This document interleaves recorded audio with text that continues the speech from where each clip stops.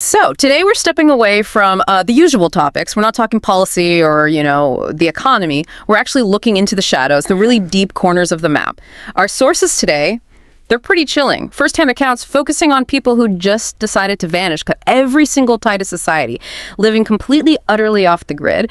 And our mission, I guess, in this deep dive is to try and understand the psychological cost of absolute isolation. We're going beyond just like survivalism. We're examining these true stories, accounts of people whose retreat just escalated from maybe eccentricity into, genuine depravity sometimes, paranoia, and in some cases, just outright catastrophe. It raises the question, when those social breaks come off, what's left? It's a really unnerving question, isn't it? Because isolation, especially when it's self-imposed and total like this, it just seems to create this environment where the line between, sanity and delusion gets incredibly blurry fast. What's sort of fascinating or maybe disturbing is that the mechanism seems similar. Whether someone's seeking, enlightenment or trying to dodge warrants, it's that lack of external validation. It lets these internal extremes just take over, become undeniable reality for them. Okay, let's start with the first case. Gino, or David, which was his professional name. By all accounts, really sharp guy, highly capable, landed a great finance job right out of college, looked like a total success story on the surface, but secretly, he had this obsession, counterculture, psychedelics, pushing boundaries. Yeah, one source really captured it perfectly. He was living this complete dual life, stable financial worker by day, but secretly brewing his own high-potency LSD right there in his spare room. The thrill wasn't just the drugs themselves, it seems. It was the secrecy, keeping that part hidden. And this obsession, it just grew. He took trips, peyote in Mexico, ayahuasca down in Peru, and it seems like the outside world started losing its grip on him completely, then just gone, vanished. Weeks later, he shows up briefly, but only to clear out his apartment, and he left this note for his family. It was terrifyingly final. What did it say? Basically, sell or burn anything I left behind. I'm not coming back. Wow, just like that. Yeah, and then nothing. 7 agonizing years of silence for his family and friends. Then, out of the blue, 2011, a call to a mutual friend. It was Gino. Sounded desperate, apparently. They agreed to meet him. Tiny town, Whitney. A really nervous sort of rendezvous. And that reunion must have been incredibly intense. They found out he'd been living completely off-grid for 6 years near a place called Little Hay Lake, just tucked away in this decrepit trailer. Yeah. And he was funding this existence by making, and this is crucial, very frequently testing his own, ultra-potent medical-strength LSD. Right. He'd successfully removed himself from the world, but like you said, he hadn't escaped his own mind. And the reason he reached out, it wasn't for a happy reunion. It was a panicked warning. Gino was utterly convinced that this massive conspiracy was about to unfold, starting within the next month. His terrible purpose, as the source put it, was to recruit them, to call everyone they knew, bring them to this encampment he was planning. An encampment for what? He claimed soldiers were coming, roundups, microchips being installed. That resistance was the only way. I mean, you can just hear the paranoia, can't you? Amplified by isolation and, the chemicals he was constantly making and testing on himself. And it makes a kind of awful sense, doesn't it? Why these big macro conspiracy theories take root so deeply in isolation. In a group, someone usually challenges the really out there claims, but off the grid, alone. The mind's looking for patterns, right? So any little thing, a helicopter miles away, a weird light, it just becomes confirmation bias for the biggest, loudest fear in your head. Gino's isolation didn't just allow his fear, it basically turned it into a certainty for him. So for 6 hours, 6 harrowing hours, they try to talk him down. They only sort of succeeded, partially. They use this tactic like, okay, Gino, if you come back, you can be an early warning system for everyone. He agreed. They decided to meet up again at sunrise. They left feeling like they'd pulled off a miracle. They even texted his family the good news. But when they got back at dawn, the first thing they noticed was the smell. Oh, no. Don't say it. Gasoline. And then Gino appeared in the doorway of the trailer, soaked in fuel, holding the can, shouting at them, leave while you still had the chance. That overnight reversal, Yeah. It's just heartbreaking. It shows their influence was just temporary, Yeah. a blip. The internal reality, that conspiracy fueled by years of solitude and drugs, it completely overrode any logic they try to bring. His friend had to be physically dragged away just moments before the trailer just exploded, engulfed in flames. It was the ultimate horrifying act of self-destruction and the final, just unbelievably cruel twist. They had to drive back and tell his family he was dead. One of the friends described that drive as his own personal hell. It shows, I think, when accountability just vanishes entirely, the human psyche is capable of almost anything, including destroying itself. So Gino's isolation cost him his own life. But sometimes the horror isn't self-contained like that. Sometimes that off-grid environment becomes the perfect incubator, protected for destroying others. Exactly. When you totally remove yourself from that social contract, you don't just lose accountability, you lose that daily friction, the little interactions that kind of enforce moral norms, you know? And that's where we find the Dufour brothers, Tyrion and Lash. Right. These two, they operated this hidden compound deep in the sticks, Georgia. And they weren't just making small-time stuff. They were making, according to sources, really killer meth military-grade shit. So they needed absolute isolation to keep that operation going. And yeah, to avoid warrants they had out. Their security was extreme. Sources confirm the whole perimeter was booby-trapped with things you normally only hear about in, like war zones, spike pits, swinging trigger traps, actual tripwire grenades strung up in the trees. Wow. Grenades. Yeah.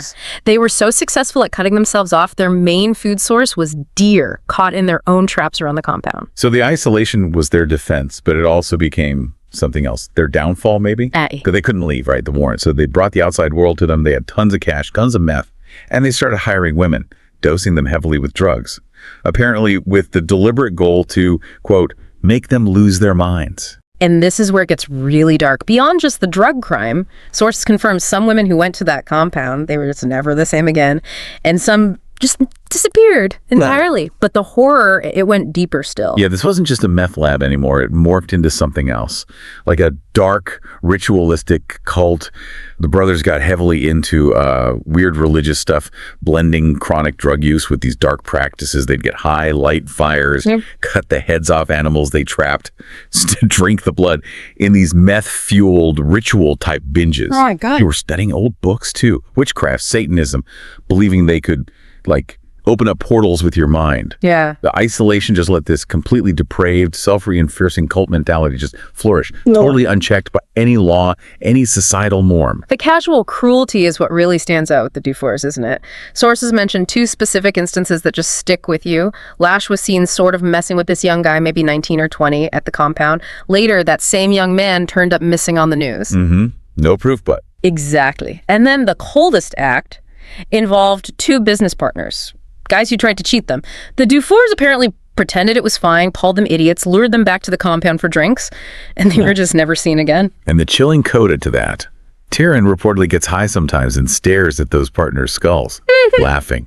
That detail alone. Yeah. The sheer casual cruelty. Yeah. It just shows you what kind of moral calculus develops when there's absolutely no one watching, no one to judge. Society gives us a floor, right, for behavior. The Dufours proved that without it, there might be no bottom at all. That kind of spectacular violence, meth labs, explosions, cults, it's terrifying, obviously. But sometimes the off-grid isolation protects a quieter horror, something festering, only revealed years later. Think about this story. A small general store in Kansas. There was this frequent customer, quiet guy, kind of creepy. One day, he corners this little girl while her dad's distracted for just a second.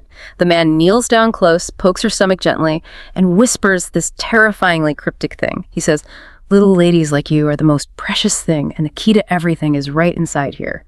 Ugh, that's incredibly disturbing. The parents must have freaked out. Oh, instantly. Chased him away. But the true horror, the stomach-churning meaning of those words, that only came out years later. The man was eventually arrested. State troopers raided his off-grid house. Dilapidated place, no electricity, no running water. And he was living there with several female relatives, most of whom were the products of long-term incest. Oh, God. So the key to everything is right inside here. Became terrifyingly clear. And absolutely sickening, what society absolutely forbids, isolation protected.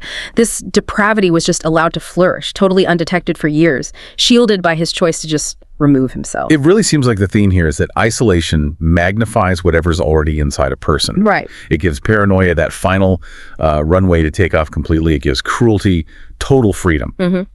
But our last story, it highlights a really rare, complex contradiction you sometimes find in this world extremes. Yeah, this involves a man we're calling Uncle Alan. His past was revealed through old photos, showed him as a committed skinhead, huge swastika tattoo, very prominent.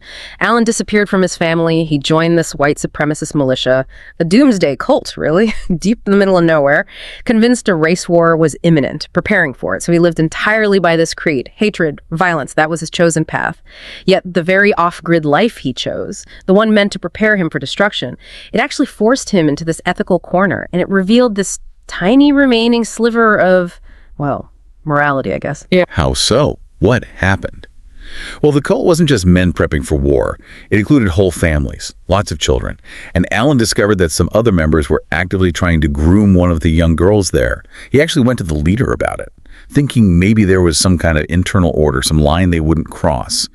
But the leader just dismissed his concerns, accused Alan of being paranoid, threatened his position in the group. So Alan was faced with this impossible choice, really.